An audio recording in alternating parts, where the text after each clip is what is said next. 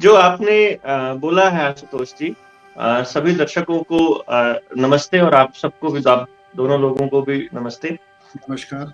आपने जो कहा है कि क्या देश को टोटल रिफॉर्म्स की तरफ जाना चाहिए, मैंने आपको जब पहले 10 मिनट अगर कोई सुनेगा आपको तो अपने आप ही ये धारणा बना लेगा कि टोटल रिफॉर्म्स की तरफ तो जाना ही चाहिए। लेकिन सबसे पहले उन लोगों से सवाल भी पूछना चाहिए कि ये किस बिना पर ये कहा करते थे कि हम लोग स्विस बैंक से पैसा लेकर के आएंगे, और अब इनकी क्या मजबूरी हो गई है कि ये कहते हैं कि हमारी कोई ट्रीटी है जिसके चलते हम लोग उनका नाम भी दुनिया के सामने, देश के सामने नहीं रख सकते। कहाँ तो एक तरफ ये जारी किया करते थे कि इसने इतने लूट लिए, इसने इतने लूट लिए, इस स्कैम में इतना, इस घोटाले में इतने लाख करोड़ का घोटाला हो गया। और कहाँ आज 8 साल हो चुके हैं, कॉमनवेल्थ घोटाले से भी सारे बरी हो गए हैं, कोल घोटाले से, कोयले घोटाले से भी सब बरी हो गए हैं। आप किसी भी घोटाले की बात कीजिए, एक भी घोटाले में कोई अंदर नहीं है, और केवल वो आदमी अंदर है जो इनके न्यू वर्ल्ड ऑर्डर की खिलाफत कर रहा था। आपको याद होगा, हरियाणा में चौधरी ओम प्रकाश चौटाला ने 2009 के चुनाव के दौरान, 2009 में हरियाणा में विधानसभा चुनाव थे, उस दौरान एक बयान दिया था कि तुम लोग हमारी सरकार बना दो और हम हरियाणा में जो ये SEZ के नाम पर ये बड़े बड़े उद्योगपतियों को हजारों करोड़ की, जो हजारों एकड़ जमीन दी जा रही है, हम इन जमीनों में ना किसान की तूड़ी भरवा देंगे, मतलब ये वापस किसान को वापस दिला देंगे, ऐसा कुछ बोला था उन्होंने।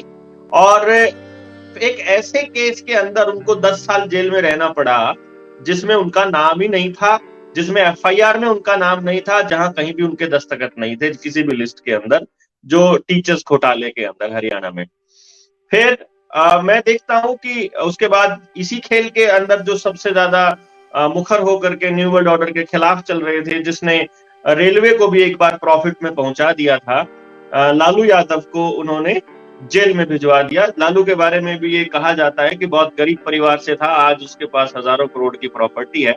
उस प्रॉपर्टी की जांच तो यकीनन होनी ही चाहिए, लेकिन जिस घोटाले के नाम पर उनको अंदर किया गया, मुझे लगता है उस घोटाले से ऊपर कहीं और घोटाले थे, कोई और बात थी।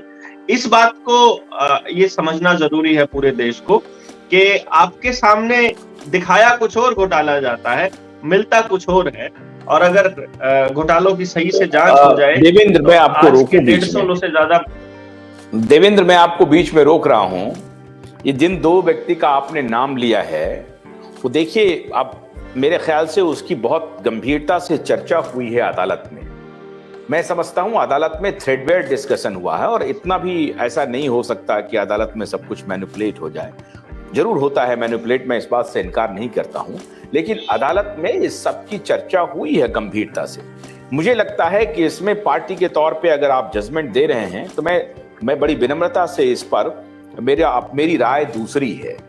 मेरी राय दूसरी है, क्योंकि ये दोनों भी दूध के धुले हुए नहीं हैं, बिल्कुल दूध के धुले हुए नहीं हैं। मैं जो अदालतों से इनको सजा हुई है, अगर कुछ भी ऐसी बात होती तो शायद अदालत का रुख अलग होता। तो मैं इस बात से पूरी मत नहीं हूं। जी देवेंद्र। मैं इसमें आशुतोष जी, आपकी बात में अगर मैं दो बात ऐड करूं, मैंने पूरी बात अगर आपने सुनी हो, मैंने आखिर में ये कहा था कि लालू के केस में बहुत घोटाले मिलेंगे।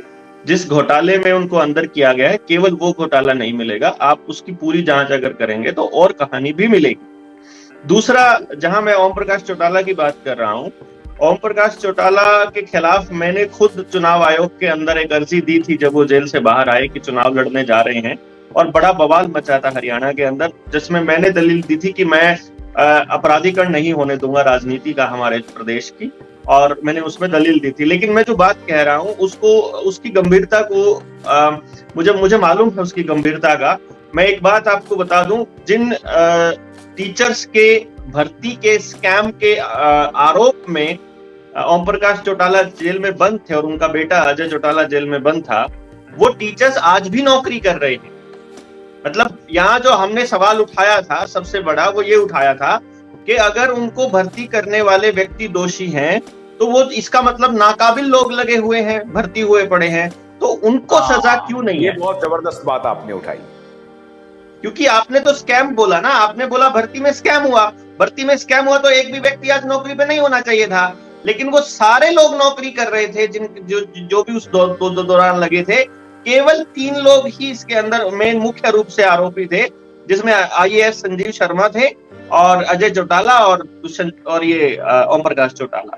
तो ओम प्रकाश चौटाला उस वक्त ना तो एचपीएससी में उनका कोई पद था, ना उनका किसी लिस्ट के ऊपर सिग्नेचर था, ना ही वो थे, वो केवल मुख्यमंत्री थे इसलिए जिम्मेदार। इसका मतलब तो ये हुआ कि भाई आपके अगर किसी मंत्रालय के अंदर कुछ होता है, किसी भी मंत्रालय में कोई घपला होता है, तो प्रधानमंत्री सीधे सीधे जिम्मेदार हो गया ना। इसका तो ये मतलब निकलता है। हम तो इसको ऐसे समझते हैं कि केवल मुख्यमंत्री होना अगर आपको दोषी सिद्ध करता है तो।